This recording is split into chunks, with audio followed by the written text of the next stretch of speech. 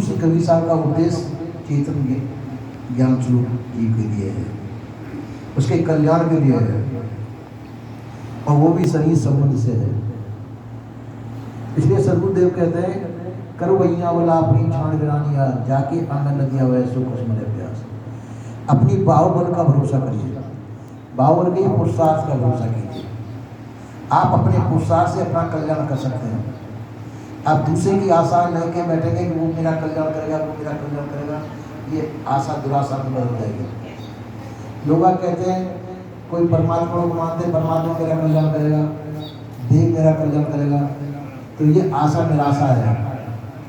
कोई किसी का कल्याण नहीं कर सकता। हाँ, गुरुजन मार्गदर्शन करते हैं, गुरुजन मार्गदर्शन करते हैं,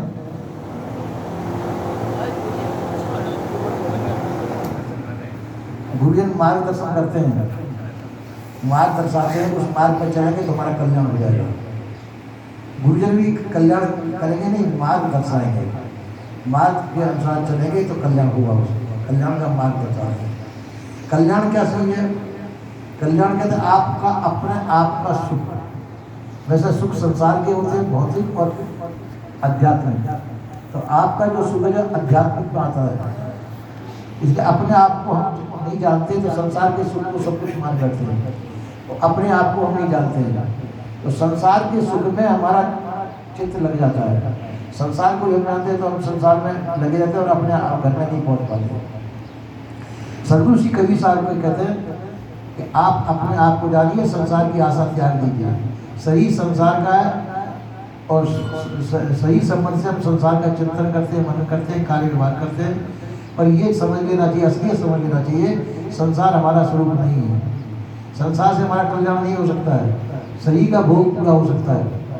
तो शरीर के भोग पूरा होने में हमको वो रहना चाहिए, शरीर का भोग पूरा होने पर ये कर लेना चाहिए हमारा बंधन किस प्रकार से टूटे। सही में रह करके हमारा बंधन क्या है और बंधन से मुक्ति क्या है, और बंधन से छूटेंगे हम किस प्रकार से, ये विचार हमको सही संबंध से करना होता है। थोड़ी सत्संग में बैठ करके, सत्संग में ये होता है कि भाई आपका स्वरूप ये है, आपका बंधन ये है, संसार का जड़त ध्यास ही बंधन है, ज्ञान बोध विचार के द्वारा आप इससे छूट सकते हैं। इस प्रकार से हम छूट करके अपने जीवन कल्याण कर सकते हैं। पर बात है कि हमारी रुचि संसार में है, इसलिए हम छोड़ना नहीं चाहते, संसार को हम छोड़ना नहीं चाहते, तो संसार हमको प्रिय लगता है। जबकि संसार कभी भी प्राप्त नहीं होगा, फिर भी हम संसार को छोड़ना नहीं चाहते, ये झूठी आशा है। सदगुरु श्री कबीर साहब ने सत्य का मार्गदर्शन कराया कि आप अपनी आशा करिए, आप ही सत्य हैं, आपके अलावा सब असत्य है। असत का सहारा छोड़ करके अपने सत्य चेतन स्वरूप में स्थित होइए, ये सदगुरु श्री कबीर साहब का कहना है। बोले श्री सदगुरुदेव की जय।